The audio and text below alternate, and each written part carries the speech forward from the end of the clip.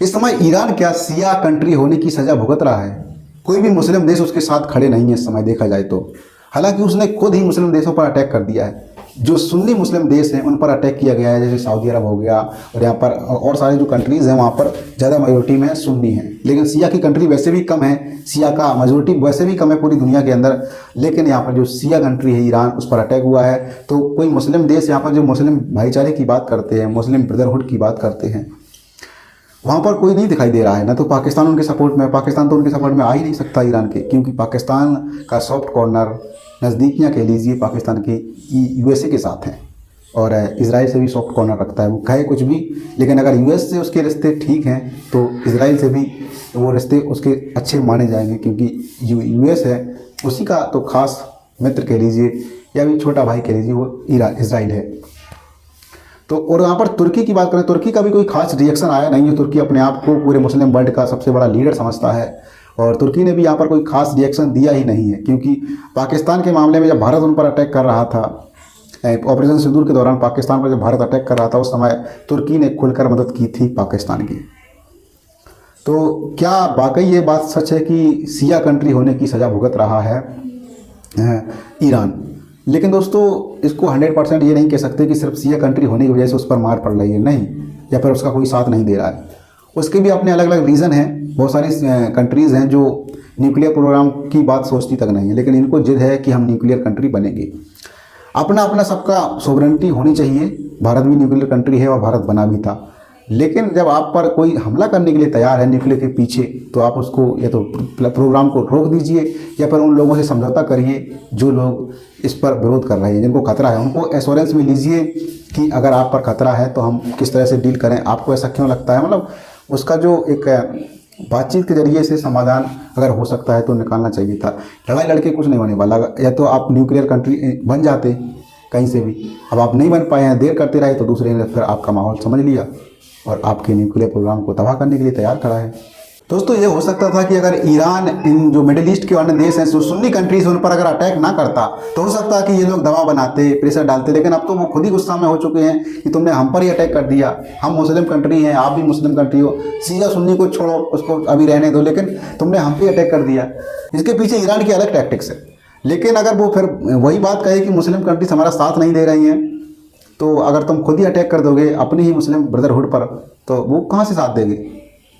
वो तो अभी तक ये मतलब कह लीजिए आपकी इतना गनीमत है कि वो लोगों को जिन देशों पर आपने अटैक किया है मिसाइल के स्वरूप अन्य सोर्सेज से, तो ये गनीमत मान लीजिए कि उन्होंने आप पर रिटेलिएट नहीं किया है।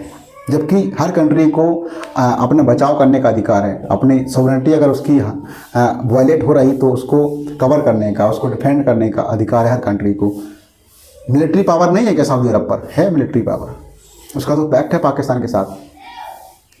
तो मुझे नहीं लगता कि सिर्फ सिया कंट्री होने के नाते यहाँ पर वो जंग के मैदान में अपने आप को अकेले पा रहे हैं। और ऐसा भी नहीं है कि सिर्फ सिया कंट्री होने की वजह से उनका कोई साथ नहीं दे रहा है। लेकिन उनके कुछ इस तरह के जो उनकी प्लान है, इस तरह की जो डिसीजंस हैं, वो थोड़ा डिफरेंट बनाते हैं उनको इस भाईचारे को प्राप्त करने के लिए और सपोर्ट सिंपैथी प्राप्त करने के लिए। हालांकि मुस्लिम जो पॉपुलेशन है हर देश की, वो सिंपैथी रखती थी खामनेई के साथ, रखती है, अभी भी रखती है सिंपैथी। लेकिन आम जनता तो ये तो नहीं लड़ेगी ना। आम जनता तो सिर्फ नैरेटिव सेट कर सकती है। और जब बंदूकबाजी हो रही हो, जब बमबाजी हो रही हो, मिसाइल अटैक हर चीज़ हो रही हो, तब नैरेटिव कहाँ तक काम करेगा। नैरेटिव का माहौल तो सिर्फ तब तक होता है जब युद्ध के पहले का समय होता है या फिर युद्ध खत्म होने के बाद का समय होता है। यहाँ पर जनता का दबाव काम कैसे करेगा? यहाँ पर वर्ल्ड से जो लीडर्स हैं वर्ल्ड के, उनका दबाव काम कर सकता था। अगर आप इन देशों पर अटैक ना करते, उनको एश्योरेंस में लेते, तो हो सकता था। हालांकि सबके अपने अपने मतलब होते हैं। इन देशों को अमेरिका ऑलरेडी साधे हुए है पहले से, लेकिन ये लोगों को कोशिश करनी चाहिए थी। तो ईरान की अपनी तरीका है, उसका जो भी टैक्टिक्स रहा उसका डिसीजन, मैं ये भी नहीं कह रहा हूँ कि उसका डिसीजन गलत है, मैं ये भी नहीं कह रहा हूँ कि उसका डिसीजन सही है। अगर वो ये बात कहे कि मुझे मुस्लिम वर्ल्ड से सपोर्ट नहीं मिल रहा है, इतनी सारी मुस्लिम देश हैं, करीब 57-58 मुस्लिम देश हैं, वो सपोर्ट नहीं कर रहे हैं और वो अपने आप को अकेला पाता है। अगर वो कहे कि मेरा कोई सपोर्ट नहीं कर रहा है, तो वो इसके लिए उसको वो खुद ही जिम्मेदार है। क्योंकि उसने जैसे ही उस पर हमला होगा, उसने अदर कंट्रीज़ पर, जो मुस्लिम वर्ल्ड की कंट्री हैं, सऊदी अरब से लेके Iran, Qatar, UAE, Oman, Kuwait और साइप्रस तक उन्होंने अटैक किया है। तो समझ सकते हो किस तरह से ये बात कहने के लिए फिर बचा नहीं ना कुछ कहने के लिए, कि जब आपने अटैक ही कर दिया तो अब वो तुम्हारे लिए सॉफ्ट कॉर्नर भी नहीं रखेंगे, वो सिंपैथी भी नहीं रखेंगे, तुम्हारा नेता मर गया, चला गया। लेकिन याद रखो, अगर यही सिर्फ और सिर्फ बिना रिटेलिएशन के अगर खामनेई की मौत हुई होती तो हम ये बात को निश्चित तौर पर कह सकते हैं कि यूएई से लेके सऊदी अरब, ये सभी लोग कम से कम स्टेटमेंट जारी करते और ट्रंप पर जितना हो सकता था वो दबाव बनाने की कोशिश करते। लेकिन आपने उन्हीं पर पहले अटैक कर दिया, थोड़ा भी सोचा नहीं, उन पर अटैक कर दिया। तो आपको ये भी कहने का अधिकार नहीं है कि मुस्लिम वर्ल्ड के जो कंट्रीज़ हैं, देश हैं, जो बड़े बड़े देश हैं, वो लोग हमारा सपोर्ट नहीं कर रहे हैं। जब आपने उन्हीं के खिलाफ वॉर छेड़ दी है, भले ही उनका जो भी रवैया रहा होगा, उनका जो भी गठबंधन कह लीजिए रहा होगा यूएस के साथ है, अभी भी है, लेकिन आपको अटैक करने से पहले ये चीज़ सोचनी चाहिए थी कि सपोर्ट हमारे पास नहीं बन पाएगा, हम दबाव नहीं बना पाएंगे यूएस पर इसके थ्रू। लेकिन दोस्तों, अब ईरान की यहाँ पर टैक्टिक्स ये भी है कि हम सॉफ्ट तरीके से दबाव नहीं बनाएंगे, अब हम हार्ड पावर के थ्रू दबाव बनाएंगे, क्योंकि हमारे इन्होंने नेता को मार दिया है। गुस्से में है ईरान और वो चाहता है कि हम तबाह कर देंगे आसपास जो एयर बेसेस हैं अमेरिका के, और इजराइल पर तबाही करेंगे हम, और जो अन्य देश हैं उन पर भी हम दबाव डालेंगे थ्रू अटैक। और लगातार अटैक जारी है, हर देश पर वो अटैक कर रहा है। मिडिल ईस्ट के पूरे मिडिल ईस्ट को उसने वॉर जोन में कन्वर्ट कर दिया है ईरान ने। अगर ये युद्ध सिर्फ और सिर्फ यूएस और इजराइल वर्सेस ईरान होता तो इसके अलग ही मायने होते अभी तक। लेकिन इस समय अब जब ईरान ने पूरे मिडिल ईस्ट को इस वॉर में इंक्लूड करा लिया है, समाहित करा लिया है, तब इसके दोस्तों अलग मायने निकल के आ रहे हैं और अब तब इसके परिणाम अलग होंगे।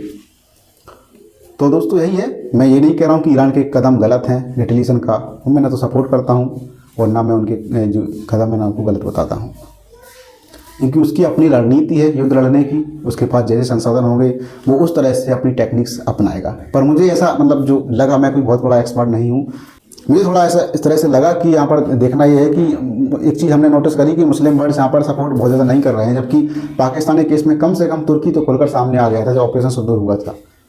तो यहीं पर बस यही, अब जब खुद ही तुमने अटैक कर दिया तो वो सामने से कितना सपोर्ट करेंगे आपको? उनकी जनता फिर दबाव डालेगी ना कि हम पर बम बरस रहे हैं और तुम उन्हीं के पक्ष में बात कर रहे हो। खामनेई की मौत की खबर आती तो ये मुस्लिम देश जरूर खड़े होते आपके साथ, लेकिन आपने इन पर पहले ही अटैक कर दिया, कहने के लिए कुछ रहा ही नहीं। कम से कम इसको कंडेम जरूर करते, और कंडेम करना विश्व पॉलिटिक्स में बड़ी बात होती है दोस्तों। बहुत कुछ बयां कर देते हैं, एक दूसरे की जब निंदा की जाती है किसी बड़े मुद्दे पर, ये चीज़ें दबाव डालती हैं।